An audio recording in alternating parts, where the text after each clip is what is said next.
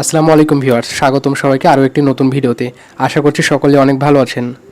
আমি আমার ইউটিউব চ্যানেলে এর আগে দুইটি ভিডিও দিয়েছি স্পোর্টসফাই অ্যাপস আপনারা কীভাবে ডাউনলোড করবেন, এবং স্পোর্টসফাইয়ের আরেকটি সমস্যা নিয়ে আরেকটি ভিডিও তৈরি করেছি।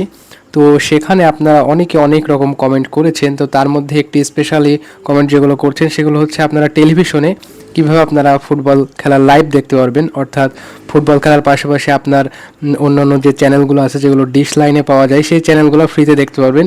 সেই বিষয়টা আপনাদের কাছকে ক্লিয়ার করব। তো কিভাবে আপনারা এ ধরনের মনিটর যাদের বাসাতে আছে অ্যান্ড্রয়েড ভার্সন, তো অ্যান্ড্রয়েড ভার্সন 14 বা যেটাই হোক না কেন, 9 বা 10, 11 যেই ভার্সনটাই হোক না কেন, সেই ভার্সনটাতে খুব সহজে আপনারা স্পোর্টসফাই অ্যাপসটি সেট আপ দিতে পারবেন, অথবা এর বিকল্প একটি অ্যাপস আছে সেটাও সেট আপ দিতে পারবেন। এবং এই অ্যাপসগুলোর সাহায্যে খুব সহজেই আপনার অ্যান্ড্রয়েড টেলিভিশনে আপনি সরাসরি লাইভ এবং ফাস্ট সার্ভারে খেলা দেখতে পারবেন।